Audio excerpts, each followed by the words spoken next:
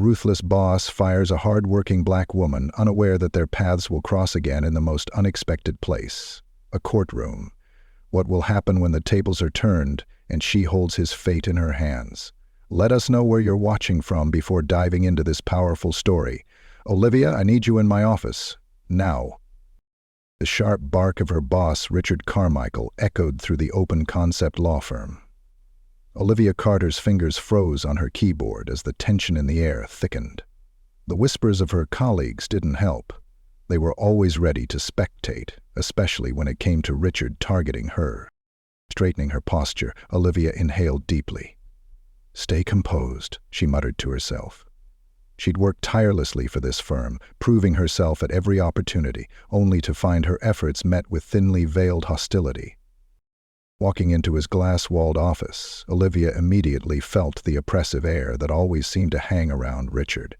His graying hair was slicked back and his suit screamed money, but his sneer cheapened the entire look.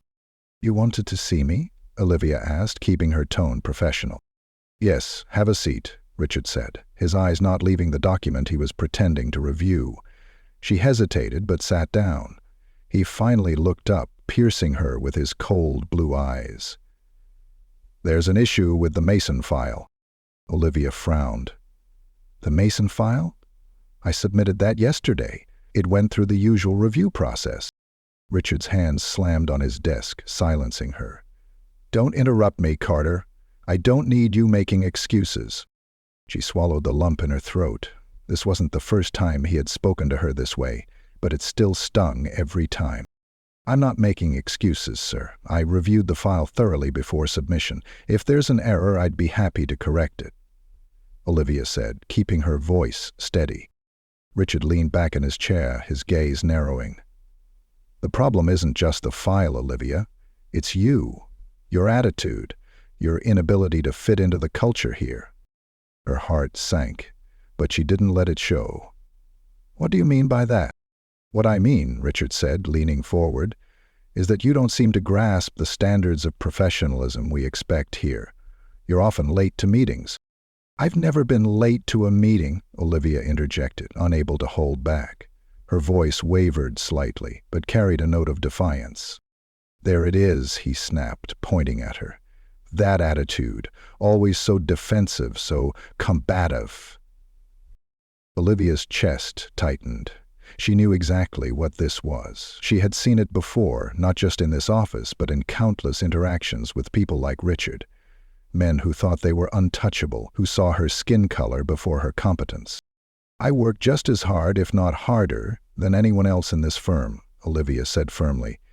"If there's something you're unhappy with, I'd appreciate direct feedback instead of vague accusations." Richard smirked, a cruel twist of his lips. "You're fired, Olivia." The words hit her like a punch to the gut. "Fired? On what grounds?"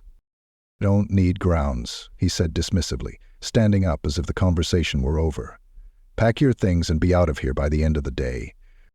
Olivia felt her hands tremble but refused to let him see her break. "You'll regret this, Richard," she said, her voice calm despite the storm inside her. He chuckled darkly. "I doubt that." As Olivia carried a box of her belongings out of the office, the stares from her colleagues burned into her back. Some looked sympathetic, others uncomfortable, but no one said a word. No one ever did. The elevator ride down felt endless. By the time she stepped onto the bustling New York sidewalk, the weight of what had just happened finally crashed over her. She had been fired. Not because of her work, but because she dared to challenge the unspoken rules of the office. Keep your head down, don't speak up, and above all, don't make Richard uncomfortable. She sank onto a nearby bench, her box of belongings resting on her lap. Her phone buzzed in her bag, snapping her out of her spiraling thoughts. It was her best friend, Danielle. "Liv, you okay?" Danielle's concerned voice filled her ear. "No," Olivia admitted, her voice cracking. "He fired me, Danielle. He actually fired me."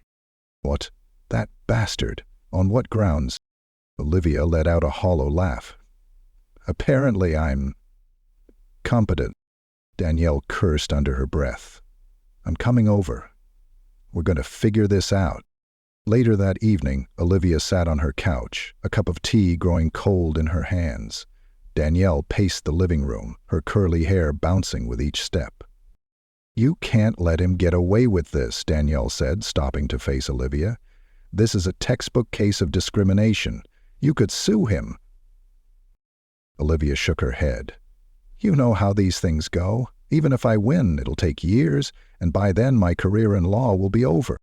"Then what are you going to do?" Danielle asked, her voice softer now. "You can't just let this break you." Olivia stared at the floor, her mind racing. "I don't know," she whispered, "but I can't stay stuck in this place. I've always wanted to go to law school. Maybe this is the push I needed." Danielle's face lit up. "That's the Olivia I know. If anyone can do it, it's you." The next few months were a whirlwind of change. Olivia threw herself into studying for the LSAT, pouring all her energy into building a future that no one could take from her. There were days she wanted to quit, days when the weight of everything felt too heavy. But she reminded herself of why she started. By the time she received her acceptance letter to Columbia Law School, Olivia had already begun to feel like a different person. She wasn't just surviving anymore. She was thriving. The years in law school weren't easy, but Olivia excelled. She found mentors who believed in her and peers who respected her brilliance. She interned with civil rights lawyers and worked on cases that reminded her of her own struggles. Each step forward was a reminder that she was more than Richard's dismissal of her. Graduating at the top of her class, Olivia was unstoppable. She clerked for a federal judge, worked at a prestigious nonprofit, and quickly made a name for herself. Her commitment to justice and her ability to remain composed under pressure earned her the respect of her peers and eventually an appointment to the bench. 10 years after that fateful day in Richard's office, Olivia Carter was no longer the woman who walked out with a box of belongings and a broken spirit. She was now Judge Olivia Carter, presiding over one of the most respected courtrooms in New York City. But she had no idea that her past was about to collide with her present in the most unexpected way. The courtroom was silent, except for the rhythmic tapping of Olivia's gavel as she called the court to order. The room, filled with the low hum of anticipation, quickly quieted. Olivia adjusted her glasses and scanned the faces before her. Plaintiffs, defendants, and a jury ready to hear arguments. To most, it was just another trial on the docket. But for Olivia Carter, it was far from ordinary. As the clerk began calling the case details, her eyes landed on one of the defendants. There he was. Richard Carmichael. His once dominant presence was now diminished, his shoulders hunched as if the weight of years and scandals had finally taken their toll. His silver hair had thinned, and his tailored suits no longer seemed to exude power. Olivia hadn't seen him in a decade, but she knew that face as well as her own story. Richard Carmichael had not aged gracefully. After Olivia's departure, the law firm he ran with an iron fist had seen its fair share of controversy. Discrimination lawsuits, poor financial decisions, and his inability to adapt to a changing world of accountability had whittled away at the empire he once controlled. Now, his firm was the defendant in yet another case, this time for racial and gender discrimination brought forth by 2 of its former employees. Richard didn't recognize Olivia at first. He was too busy whispering with his attorney, attempting to prepare his defense. But Olivia recognized him immediately, the memories of that humiliating day flashing through her mind. She felt her heart rate quicken for a moment, but she steadied herself, breathing deeply. "Judge Carter," the attorney for the plaintiff said, standing to introduce his side. "Thank you for presiding over this case." Olivia nodded, her tone calm and professional. "Proceed." As the plaintiff's lawyer began his opening statement, detailing years of systemic discrimination and misconduct within Carmichael's firm, Olivia allowed herself to absorb the facts. She knew this was bigger than her personal history. This case was about justice for the plaintiffs, who had suffered under the same toxic culture she once endured. But as the plaintiff's lawyer continued, she couldn't help but feel the weight of the irony. 10 years ago, Richard had fired her, claiming she didn't fit the culture. Now his firm's so-called culture was the very thing on trial. The plaintiffs, 2 women of color, took the stand one after another. Their testimonies were raw and emotional, painting a picture of a workplace riddled with microaggressions, unfair treatment, and outright hostility. One of them, Carla James, described how her ideas were dismissed in meetings, only to be stolen and rebranded by male colleagues. The other, Leah Brown, recounted how she was passed over for promotions despite being more qualified than her peers. As they spoke, Olivia remained composed, her expression neutral. But inside she felt every word deeply. Their stories mirrored her own experience with Richard, though she had never gotten the chance to tell hers back then. Richard's attorney attempted to paint a different picture, arguing that the plaintiffs had misunderstood office dynamics or were exaggerating their claims. But it was clear to Olivia, and likely the jury, that the firm's practices were deeply flawed. Richard, meanwhile, sat stiffly at the defense table, his face a mask of indignation and frustration. He had always believed in his ability to control any room, but this courtroom was different. Here, his power meant nothing. During a recess, Olivia retreated to her chambers to gather her thoughts. The sight of Richard, older and diminished, had stirred something she hadn't expected. Pity. She didn't want to feel sorry for him, not after everything he had done. He was struggling with brick and soils. His head was rocking, but the years had clearly not been kind to him. Danielle, now a prominent journalist, had stayed in touch with Olivia and was following the case closely. Olivia texted her during the break. "Olivia, you won't believe who's in my courtroom." Danielle. Olivia, Richard Carmichael. Danielle, no way. Please tell me he's sweating bullets. Olivia, he doesn't even recognize me. Danielle. Oh, Liv, you're going to show him what real power looks like. Olivia smiled at the message but quickly tucked her phone away. This wasn't about revenge. It never had been. It was about the plaintiffs, and she needed to focus on them. When court resumed, Richard Carmichael was called to the stand. His attorney looked uneasy, knowing that Richard's temperament could be both an asset and a liability. Richard adjusted his tie and took his oath, sitting with an air of defiance. "Louis, Mr. Carmichael," the plaintiff's lawyer began, "can you explain why your firm has faced multiple lawsuits for discrimination over the past decade?" Richard smirked. In today's world, anyone can file a lawsuit over anything. That doesn't make the claims valid. And yet, in each of these cases, there's a pattern, the lawyer pressed. A pattern of racial and gender bias. How do you explain that? Richard shrugged. People don't like being told they aren't good enough. It's easier to cry discrimination than to accept their own failures. Olivia's grip on her gavel tightened slightly, but her face betrayed nothing. She listened intently as the questioning continued, revealing Richard's arrogance and refusal to accept responsibility for his actions. It was a stark reminder of the man she had worked for. By the 3rd day of the trial, the atmosphere in the courtroom was electric. The plaintiff's lawyer had presented a mountain of evidence, emails, meeting notes, and testimonies from other former employees that painted a damning picture of the firm's toxic culture. Richard's defense was unraveling. His lawyer's cross-examinations grew increasingly desperate, trying to poke holes in the plaintiff's accounts but failing to sway the jury. On the final day of testimonies, Olivia called for closing arguments. As each side presented their case, the weight of the trial hung in the air. Richard's lawyer tried to portray him as a victim of changing social norms, but it was clear that the jury wasn't buying it. When the final gavel struck, Olivia dismissed the jury to deliberate. The courtroom emptied, leaving Richard and his team huddled in quiet discussion. As he glanced toward the bench, his eyes finally landed on Olivia. Recognition flickered in his face, followed by disbelief. He stared for a moment too long, and Olivia met his gaze, unflinching.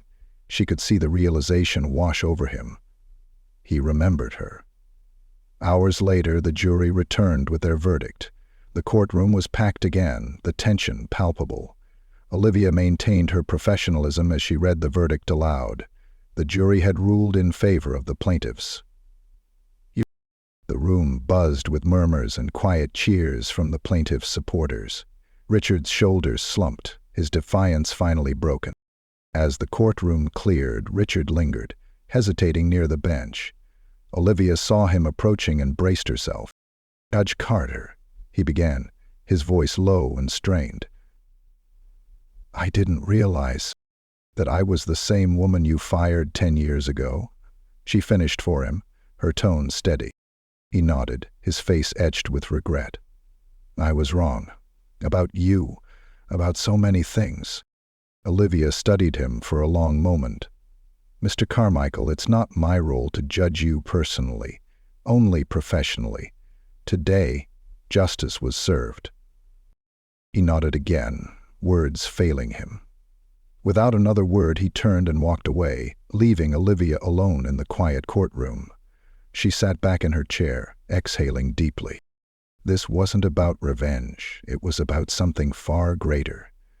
Justice, accountability, and the hope that others like Carla and Leah would no longer have to endure what she once did. The courtroom emptied, but Olivia remained seated at the bench, her thoughts spinning.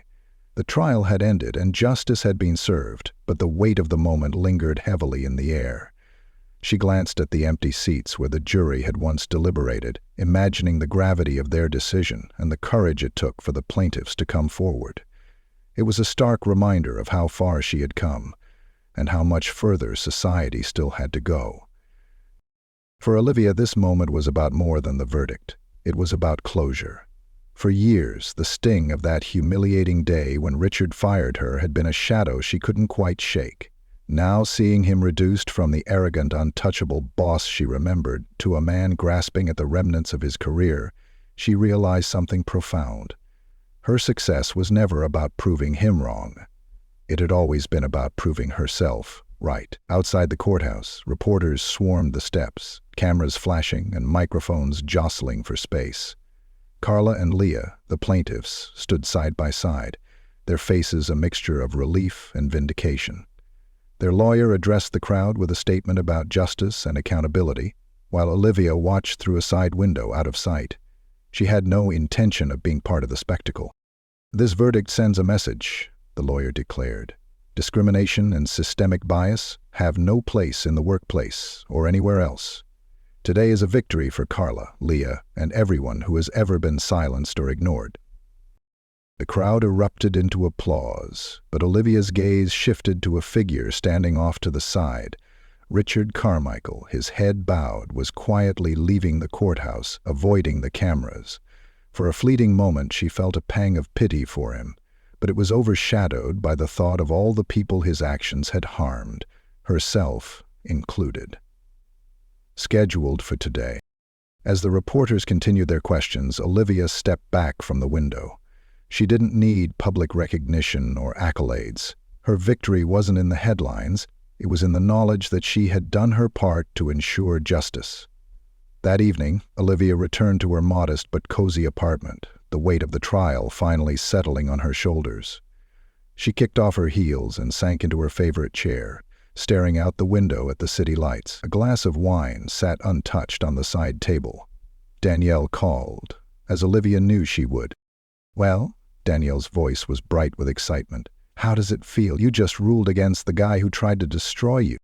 Olivia smiled faintly. "It feels complicated." "Complicated? Girl, you just crushed him in court. I mean, the poetic justice alone." "Danielle," Olivia interrupted gently, "this wasn't about him, not really. It was about Carla and Leah and making sure they got the justice they deserved. Richard, he's just part of the story." There was a pause on the other end of the line before Danielle spoke again, her tone softer now. "You're a better person than me. I'd be popping champagne and blasting Beyoncé right now." Olivia chuckled. "Trust me, there's a bottle of wine waiting for me, but I've been thinking. I don't want to carry him with me anymore. The anger, the resentment, it's not worth it. My life has moved on." "And what a life it is," Danielle said. "I'm proud of you, Liv. You've come so far." "Thanks," Olivia said, her voice warm. "But the work isn't done. This case is just one of many. There are so many people out there still fighting for a seat at the table." "You'll be there, making sure they get it," Danielle said confidently. Olivia smiled, a sense of peace washing over her. "I'll try." A week later, Olivia was leaving the courthouse after another long day of hearings when she spotted a familiar figure waiting near the steps. Richard Carmichael stood with his hands in his pockets, looking out of place in his wrinkled suit. For a moment, Olivia considered walking past him, but something made her pause. "Judge Carter?" Richard said as she approached, his voice hesitant. "Mr. Carmichael," she replied, her tone neutral.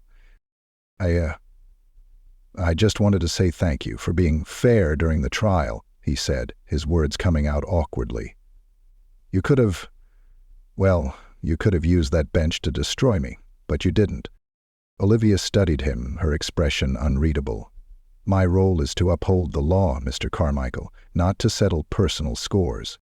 He nodded, looking down at the pavement. "Still, He hesitated, then sighed. "I was wrong back then. About you, about a lot of things. I see that now." Olivia crossed her arms, her gaze steady. "Do you? Or are you just saying what you think I want to hear?" Richard's shoulders sagged. "I don't blame you for doubting me. I spent so many years thinking I was untouchable, convincing myself that the problem was everyone else. But watching my firm fall apart, seeing those women testify, it made me realize how much harm I caused. I can't undo it, but I needed to tell you. I'm sorry." For a long moment, Olivia said nothing. She wasn't sure what she had expected from him, but an apology hadn't crossed her mind. She searched his face for sincerity and found a flicker of it there. "I appreciate the apology," she said finally, "but apologies don't erase the harm. What matters now is what you do next. Whether you choose to stay the same or actually change." Richard nodded slowly. "I understand." "Good," Olivia said, turning to leave, "because the world is watching." In the days following the trial, Olivia threw herself back into her work, presiding over cases and mentoring young lawyers who reminded her of herself. Her story had quietly spread among her colleagues and the legal community, earning her respect not just for her expertise, but for her resilience. One afternoon, as she reviewed case files in her chambers, her assistant knocked on the door. "Judge Carter, there's someone here to see you." "Who is it?" Olivia asked without looking up. "Leah says." "Her name is Leah Brown." Olivia smiled and set down her pen. Leah entered, her posture more confident than it had been during the trial. She extended a hand, which Olivia shook warmly. "I just wanted to thank you," Leah said, her voice steady. "Not just for ruling in our favor, but for the way you handled everything. It made me feel seen." "It means a lot to me," Olivia said sincerely. "You and Carla were incredibly brave to come forward. You deserve all the credit for this victory."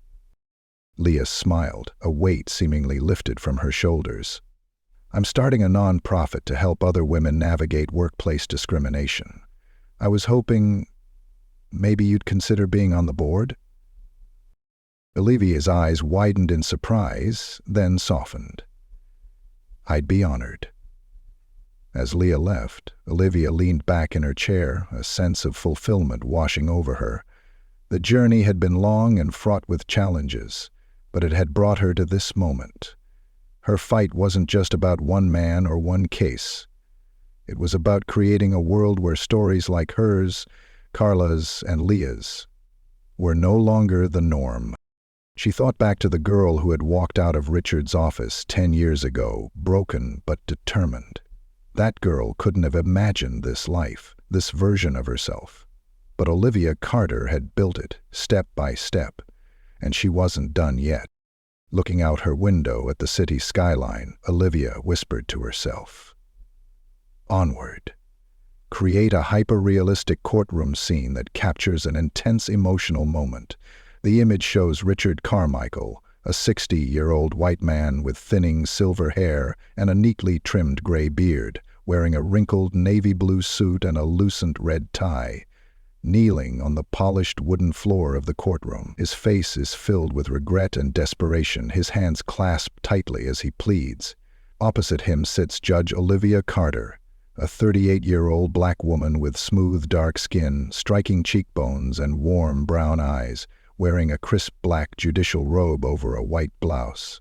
Her shoulder-length natural curls frame her face, and she wears a calm but knowing smile, exuding quiet confidence and power.